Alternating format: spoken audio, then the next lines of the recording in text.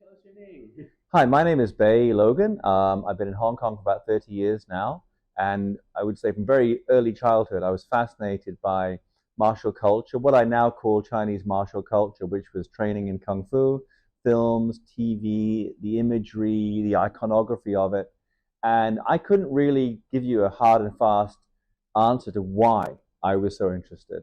But I just had this fascination initially with martial arts and martial art training, and then later I found out, oh, there's movies. You could actually blend martial art and movies together, and that became my next passion. And in the years that I've been in Hong Kong, I've been working as a film producer and scriptwriter, an author. I've always been fascinated with Chinese martial arts. I was training in Kung Fu, and now I operate the wonderful Kwai Fong Martial Club that we're in now. What else do I do? We have a huge archive of real Hong Kong movie posters. And so we have a company that sells real Hong Kong movie memorabilia from the glory days of Kung Fu cinema. And I have to say, it's a great blessing because I think if somebody would have said to me when I was 19 or 20, like, if you can think to be the great age I am now, if I could think that far ahead, what would you be doing? What would give you satisfaction? It would be what I said then is pretty close to what I have now. And the thing I probably would not have been clued in enough to talk about back then is the joy of being a father, of having my kids, of being in a good relationship. I don't think that didn't factor to me. I was just all kung fu all the time, and comic books and rock and roll and all the stuff that 20-year-olds. It's like Bruce Springsteen sang, like the journey from 20 to 30 or 40 or 50 is from tramps like us, baby, we were born to run, to I want to know if love is real. And I think, as I sit here now, I'm happily able to answer that question. I do know love is real because I think we have that here in Martial Club in our extended community, and I certainly have it with my happy home life. And how did you get into specifically kung fu movies, like of all the genres? Yeah, I think the first encounter I and most of my generation had with kung fu was twofold. So encounters, Bruce Lee and the David Carradine Kung Fu TV series, because it's hard for people to remember that back in the day, back in the Stone Age, my homework was brought to me by Dinosaur. It was like the Flintstones. I mean, we had 3.5 TV channels, no computers, no cell phones, just a phone that when you ring, pick it up with that was it. So in terms of information beaming into your life of something new and unusual, there were very limited kind of media. There was magazines and newspapers, and then there was whatever was on television and whatever was playing in the movies. That was kind of it. And so for me, as a young man, I was just bombarded with imagery from television and films, bombarded with images from magazines and comics. And then some of it would stick and some of it wouldn't. And I remember very clearly being at a movie theater, seeing another film, and going down in the intermission and finding that they were selling these cards of movie stars of the 70s. And one of them was this incredible figure, stripped to the waist, incredible physique, holding a weapon. And this, of course, is Bruce Lee. And then Wednesdays on TV, you had Kung Fu, the TV show with David Carradine, where you had this guy who looks a bit like me because it was a white guy. The American comedian Margaret Cho said it should have been called Kung Fu. It should have been called Who's That White Guy? But you had a guy who looked a little bit like me going through all the chambers of the Shaolin Temple and emerging as this fully realized spiritual, physical Kung Fu master. And you saw all the tiger and the crane and the pole and the sword and all those things. And then in the comic books, you had Shang-Chi, Master of Kung Fu, which I remember very clearly sitting in my ghastly English prep school, sitting in the corner by myself reading about Shang-Chi. And then later there was Iron Fist, who was a white guy, so I could relate a bit more to Iron Fist than Shang-Chi. I think for many of us, Bruce Lee was an icon who was inspirational. But I don't know that we believe we could be Bruce Lee. I think people felt they could be David Carradine, they could be Gordon Liu, they could be a Shaolin person because you could see the process. And Bruce Lee was just delivered on as Kung Fu Superman. And I think that the reason that Jeet Kune Do or Bruce's style is really very minimally taught these days is because people feel, however long I train in that, I'm never going to become like Bruce Lee. But when they do Wing Chun, they think, well, maybe I can be like Ip Man. Or they do Hung Gar, maybe I can be like Lau Garlang or whoever the heroes are. There's a process, and I think that differentiates that. But Bruce Lee, to this day, I always say to my Eurasian kids, I say to people, we wouldn't be sitting here today, Michael, if I hadn't encountered Bruce Lee. So I suppose the brief answer would be, what set me on the path? Like most of my generation, it was Bruce Lee. And so with your career, you have been involved with many really Yes. iconic kung fu films, and one of the people you have worked with was Jackie Chan. Yes. And how was that working with Jackie Chan? Well, when I first came to Hong Kong, I had the unlikely ambition of working within the Hong Kong film industry. I didn't have any interest in working in the English films shooting here, or English television, or in American movies shooting in Hong Kong. I wanted to work. If I'm in Hong Kong, I want to work in Hong Kong movies. Like if I moved to India, I'd want to work in Bollywood films. So that was kind of a strange kind of ambition to have. And I was lucky in that I'd had a previous career as a martial arts magazine and film magazine journalist. And many times I'd interviewed Jackie Chan. And he had just started working with a company called Media Asia. And they were setting out to do a documentary about him called Jackie Chan, My Story. And I was working kind of part-time for Media Asia. And Jackie caught wind of the fact that I was on the block. And he goes, you know what, if we're doing a documentary about me, this is the guy. And the documentary at that time wasn't going that well. And there was a sense that if that failed or if it was not properly executed, it would damage this relationship between Jackie and the company. So I kind of came in and saved the day, because if there's nothing I knew how to do, I knew Jackie very well, I knew his films very well, and I kind of knew if you were a fan of Jackie Chan and you were going to see a documentary called Jackie Chan, My Story, I knew what it should be. So I took that over, and that kind of raised my stock in Media Asia, and then we did Jackie Chan, My Stunts, and then I did a run of films with Jackie where he was the producer and I would work on them as a writer and producer. Gen X Cops, Gen Y Cops, Purple Storm. I would have different roles and different credits on different films. And then there was a period of time when the company was kind of changing. And Michelle Yeoh, the famous Kung Fu actress, came in, and she was going to be very involved with Media Asia, and Jackie was leaving to go to another company called Emperor. And I had a choice really between which direction to go. And Jackie said, look, I'm going to do this big movie called The Medallion. I want you to come in and write and produce it with me at Emperor. So in the end, I chose to roll the dice, and I followed Jackie, and I did 2 more movies with him. And people always ask me what Jackie's like, and I would just say he's really Mr. Nice Guy. That was one of the things that struck me. I mean, I was involved when years later Miramax did The Forbidden Kingdom, the movie with Jackie Chan and Jet Li.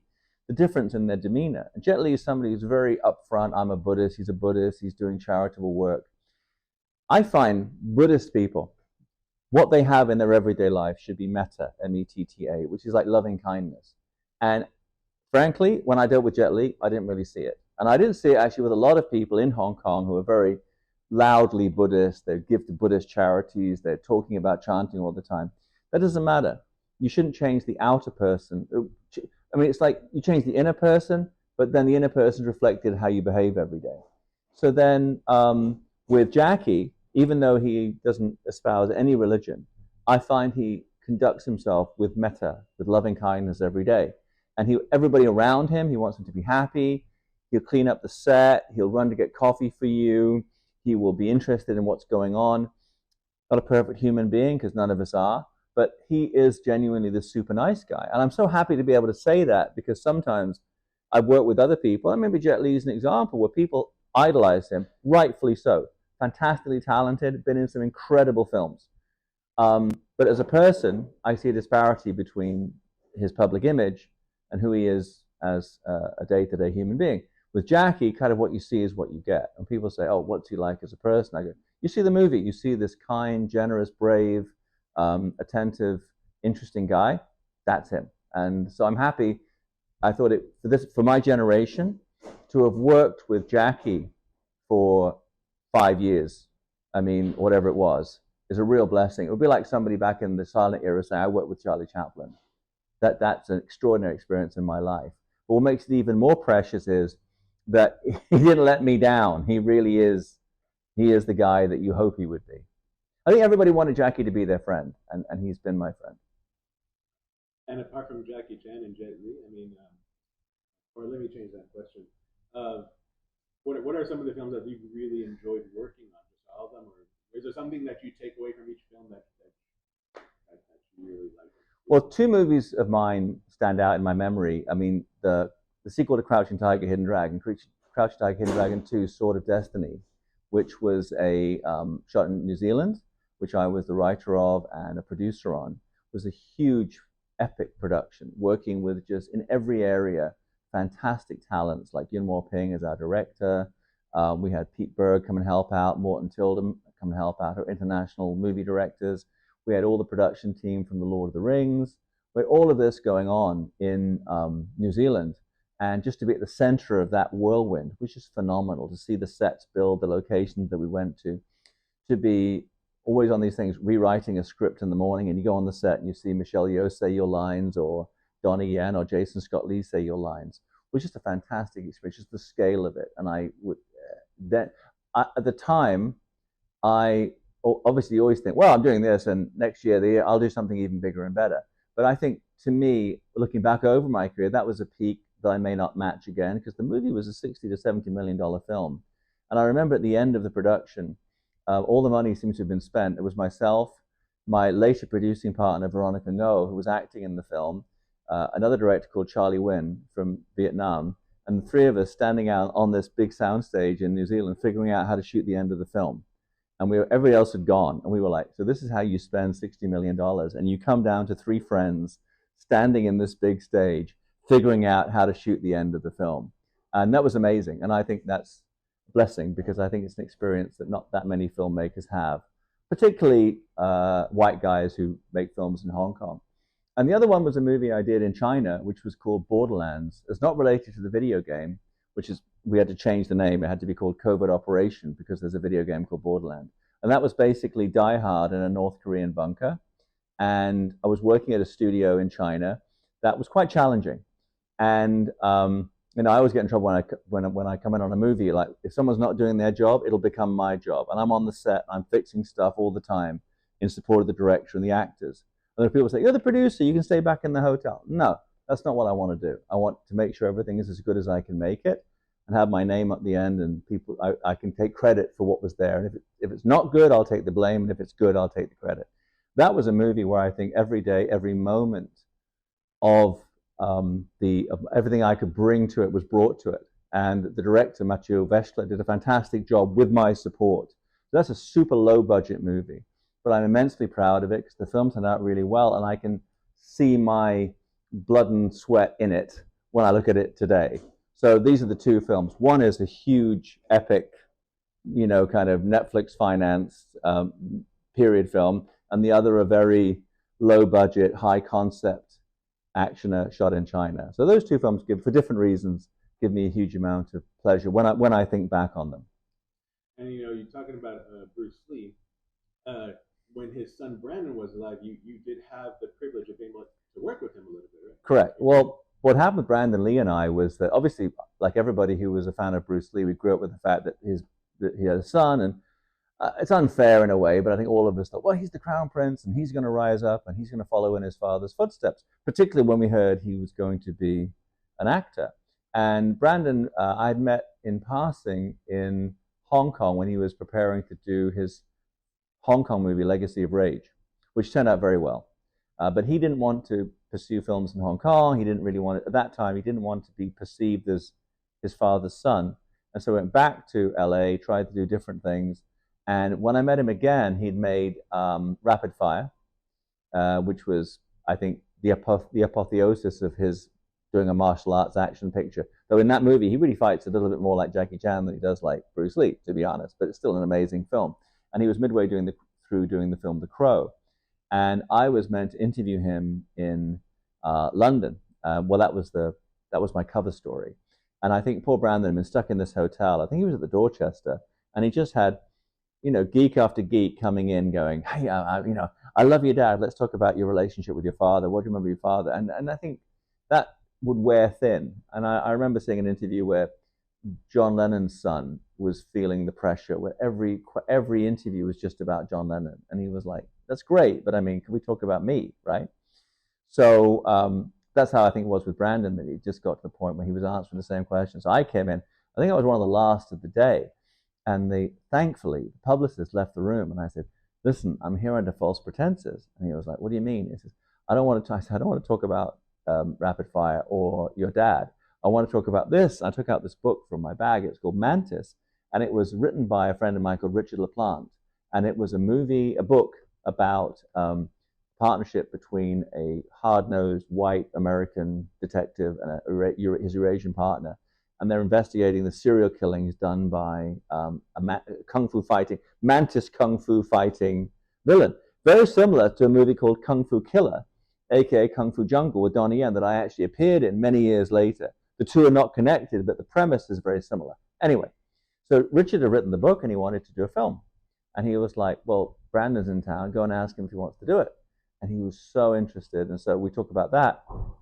And then finally the publicist came in and Brandon was like, "Yeah, you know what, let's wrap this up now, but why don't we go to the bar later?" So I went to the bar and I called Richard. Richard came over, talk. We took photos and back and forward and what have you. And this is super. And this is my agent and this is what you need to do. Richard also had helped. He was married to Linda LaPlante, who had written Widows, Prime Suspect, all these very highly rated shows.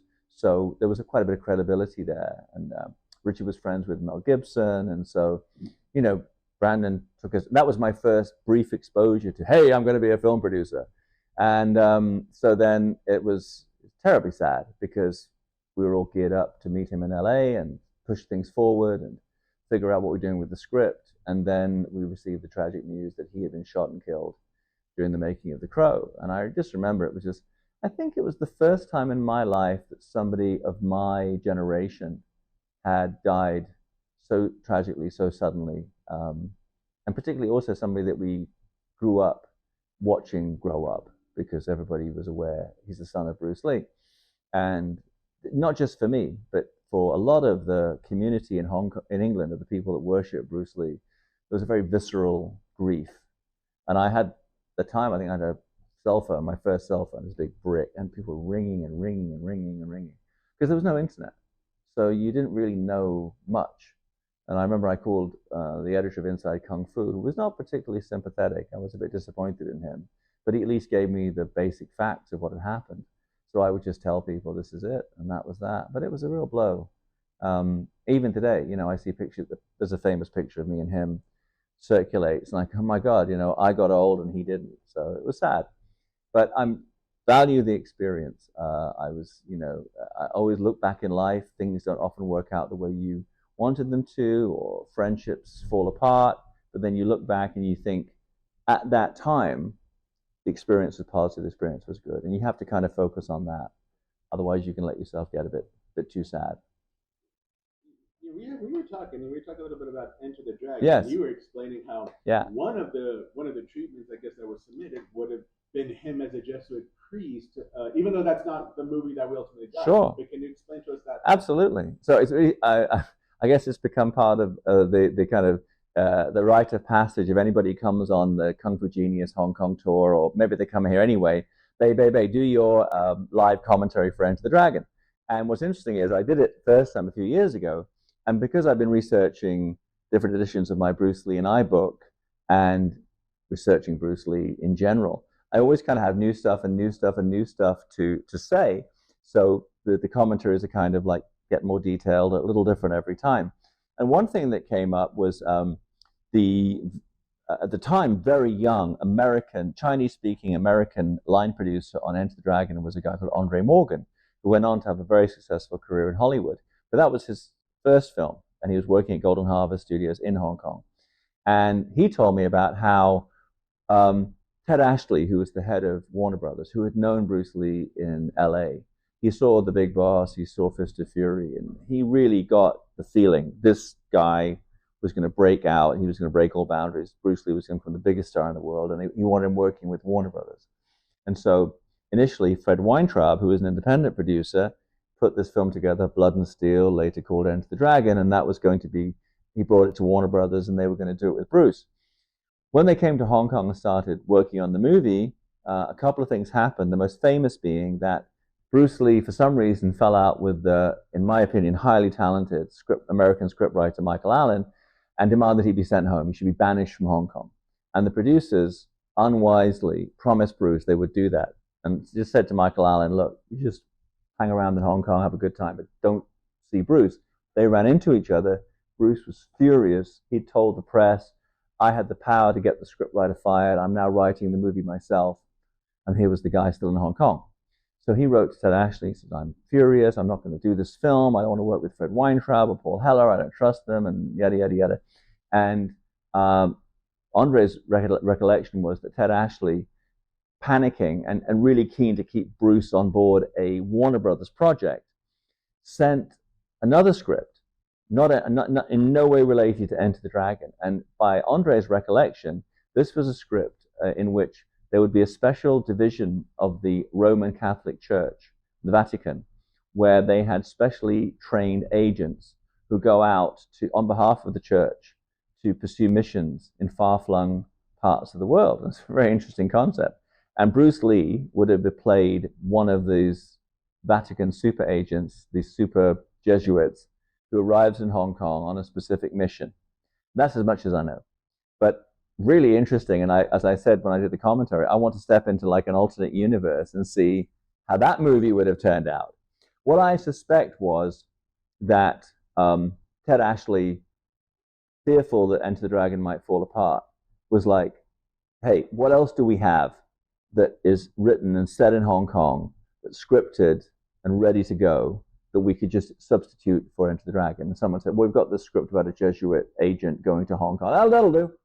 And so I guess they were going to keep the outline of that story, which was kind of a thriller. It's more of a Dan Brown kind of thing, apparently. And then they would put kung fu fights in, and it would become a Bruce Lee movie. And I think what happened, Linda, from my understanding, kind of said to Bruce, "Look, everybody's here, everything's ready, this is all set to go. Don't jeopardize it, and just let's make this movie, and then you can do something. You'll have more power and more control and more success, and you can do whatever you want next." And so he kind of went along, and they made Enter the Dragon. Thank God they did. I mean, any delay, you have to worry if Bruce would have lived to make another movie. They had to make that movie at the time they did it, because that was, sadly, the last Bruce Lee film that was a finished film anyway. So the last Bruce Lee movie, and that was Enter the Dragon. But yes, there was this period when Ted Ashley, much to the fury of Fred Weintraub, had actually sent an alternate script to Bruce and said, "Why don't you do this one instead?" And Bruce was considering it. So that was the one. I asked Andre to find out two things for me. One is, can you find me the script? And I'll let you know if I find it. And secondly, was it ever made? I don't know of a film that completely fits that description, and there's a few. Was it made later somewhere else with someone else? And if so, what film was it? So I am pursuing it. But that was relatively recently that Andre and I talked about it. This is something that constantly amazes me, Michael. In my estimation, when I first got into Bruce Lee fandom, like 40 years ago or more, I would have anticipated by now, firstly, that interest in him would have diminished, which it hasn't. And secondly, that everything we could possibly know, we would know by now. And every picture and every frame of film of Bruce Lee would have been seen by now. And it's evidently not the case. I still see photos I've never seen before. I still see, there's still stories of lost footage, even though most of it, I guess, has been found. And there are still facts coming out that we didn't know. So for me, and I have written a book called Bruce Lee and I wrote the first edition about 4 or 5 years ago, and I did an update e-version. Now we're doing an updated print version. And I almost feel like I can keep updating it, because I foresee, as time passes, there'll be more information and more different perspectives of Bruce Lee. So it'll be a perennial, which is fun. Yeah, I don't think anybody found that out before that. Of the treatments, that was one of them. Yeah. And interesting, because exclusive for this Catholic channel. Bruce Lee is Kung Fu Catholic. I think it would have been, had it been made, it would have been, at least to date, the only Catholic Kung Fu movie. Well, what's interesting now is, of course, if you have the script and you know what Bruce Lee looks like, you could actually feed it into AI, and we could actually watch the film. Part of me, as a writer and creator, is horrified by AI. The other half is, when I say to people, as I've said many times over the years, gee, I'd like to go. I'll give you an example. I mean, like when George Lazenby made his one James Bond movie on Her Majesty's Secret Service, I'm like, and he obviously he was badly advised, screwed things up, only did that one movie, and then that was it.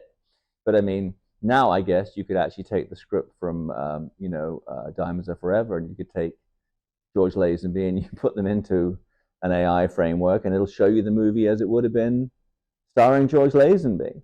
So these things start to become more doable that you can actually, gee, I'd love to have seen how that turned out. Well, now you can.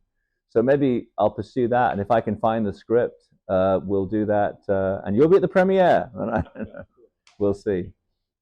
Um, tell us a little bit about this place that you run here. Yeah. It's interesting. I mean, Joseph Campbell, he wrote about the path of life finding you. And I've actually had prototypes of this space going back many years. Before I left England, I had a space in Birmingham near the railway station where we had different instructors, different nights of the week, teaching different martial arts. And I was already exploring doing film work, and I actually had produced one movie in Birmingham with a Hong Kong team. So that was a prototype of what my life would become thereafter. And then I relocated to Hong Kong, and like many people, I was making a living and doing other things, and I was training in Hong Kong, training different Chinese martial arts. And then what happened was, my full-time gig was working in the film industry, and I was working with Golden Harvest, the studio where Bruce Lee had made his films, where Jackie Chan made his films, Sammo Hung, many great filmmakers. At that time, the studio still existed. It's since been demolished. And I was there and talking to the people and about a movie project. And then they said to me, hey, by the way, we have a whole warehouse full of all the movie posters and lobby cards from all these classic films, and we're going to get rid of it. Would you be interested in them? And I'm like, oh my God. I realized quickly, if I didn't take them, they're going to throw them away. So I rang up my father-in-law. We rented a couple of trucks. We found a space in an area called Cheung Sa Wan, and it was like a heist movie. The trucks pulled up. We loaded up everything that they had in this warehouse, drove it to Cheung Sa Wan, unloaded it. And I sat there as the dust settled with all the history of Golden Harvest around me, which was, it was much more than I've kept. Stuff we gave away, stuff we gave to the film archive, stuff we sold, but it was extraordinary. And I mean, I think I saved the day, which was, an unusual position for the white dude. But then I sat there going in this space and then going, okay, on the left hand, there's like an office. On the right hand, there's an open area. So the left hand can be my film company production office, and the right hand can be a Kung Fu training center.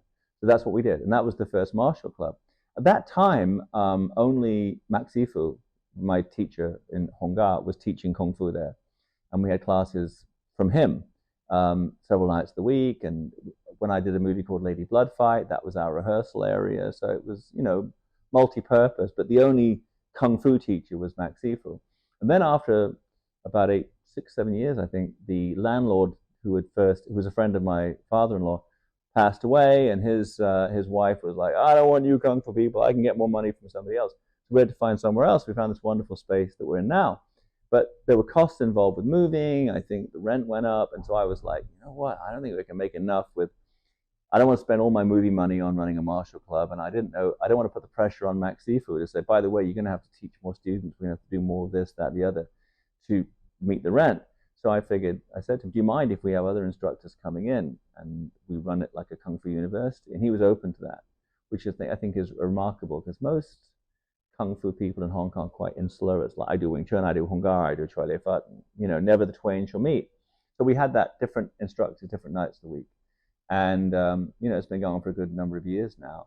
And I think it is strange that, again, it's a foreign person doing it, but for Hong Kong, it is unique in that it is Hong Kong's only martial culture center, which embraces all aspects of traditional, particularly Southern Chinese martial culture, different Kung Fu styles, the movie memorabilia, the books we do, the Zoom webinars we do, the live events that we do.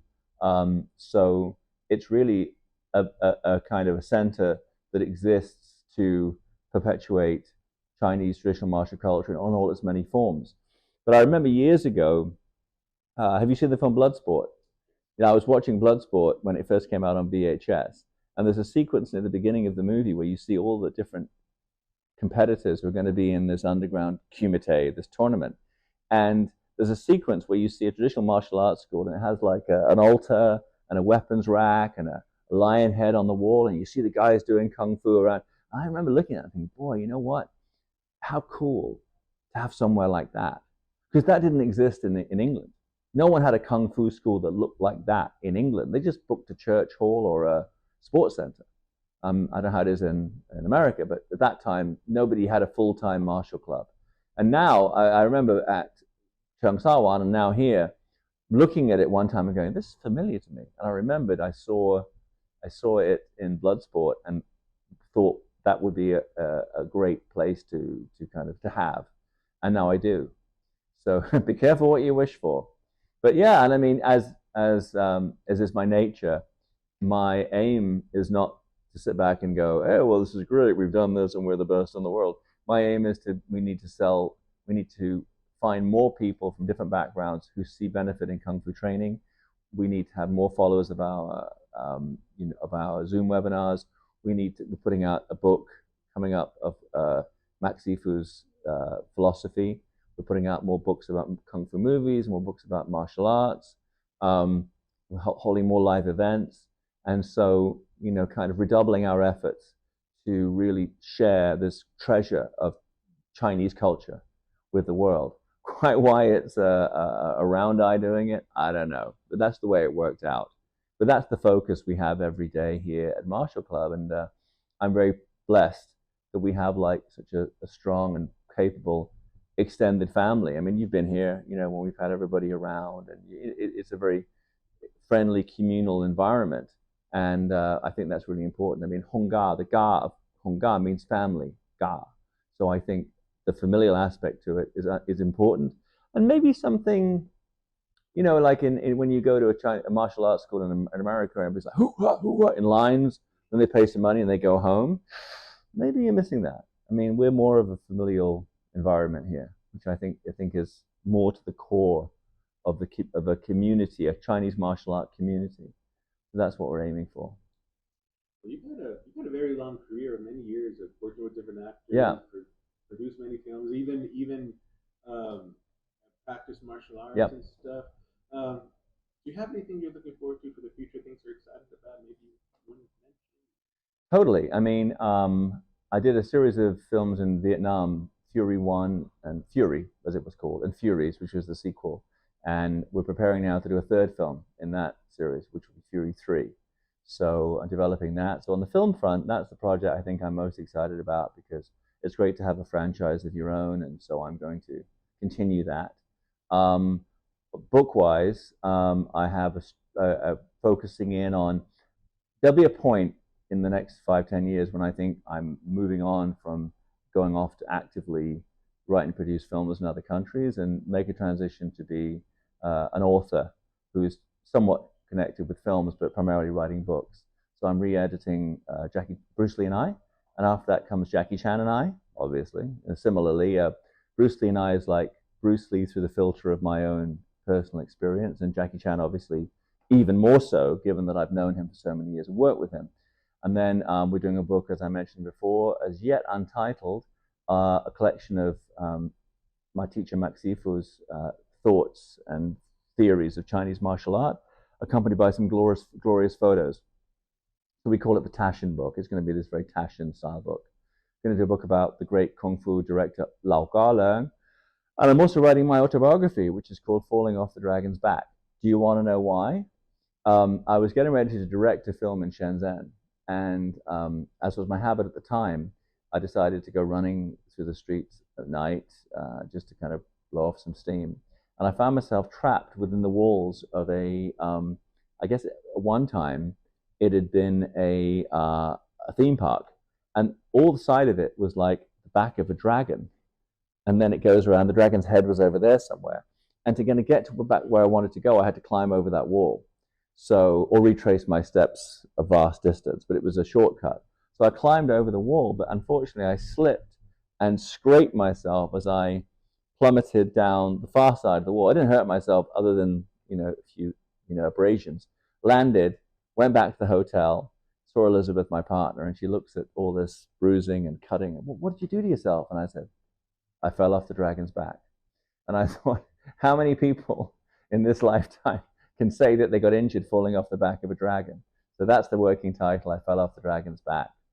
And beyond that, my big goal, and a man's reach should exceed his grasp, else what's a heaven for? I think Teddy Roosevelt said that, was to, in my lifetime, when I was a kid, nobody knew anybody that did yoga. Yoga was something in a cartoon that people in India did. And you see like a little Indian guy with a nappy on with his foot behind his head. And it would be a joke, like yogi, blah, blah, or somebody doing yoga and their limbs are all tied up and they can't move. That was it. In my lifetime, it became everybody was doing yoga all the time, carrying mats with them, yoga centers everywhere. What happened? Somehow, this ancient Indian practice, mind, body, spirit practice, became relevant to modern people, particularly, I guess, to women, but to people in general. And I don't know that it changed radically. They realized there was benefit in yoga for them. Kung Fu has kind of stayed in the ghetto a bit. And I think as a mind, body, spirit practice, it has huge amount to, and I can attribute whatever my successes have been to Chinese martial art practice. So I think we need to communicate it better. I need to, we all need to, we need to communicate to people, to the kind of person who normally would not relate to Kung Fu, would not think it applies or is useful for them. That's the next stage. I think, I said this to Alex Richter, your host on the recent KFG tour, I think everybody now who wants to learn Kung Fu is. There's schools everywhere, it's all on YouTube, there are books and DVDs and movies up the kazoo. Anybody who wants to learn, the normal people who want to learn Kung Fu are learning. Where we've fallen short is to expand that to groups that traditionally were not interested, people beyond the age of 18 to 30, young men of the age of 18 to 30 is the normal focus point. We need to get more women involved. We need to get younger kids involved. We need to get, like in China, we need to get older folks involved. People need to realize, that Bruce Lee's famous line, flowing water never grows stale. That as just the physical pattern of memorizing and repeating movements is such a benefit as you get older, as I am now. And I don't think that's shared enough. It's just like, if you learn Kung Fu, you can beat 10 guys. And that limits it to the people who want to beat 10 guys, which is not everybody. So I think we need to really hone in on what are the real life benefits of Kung Fu training. We need to communicate that to people better. And that's the next frontier. Whether that's achievable in my lifetime, I don't know, but I'm certainly going to give it my best shot.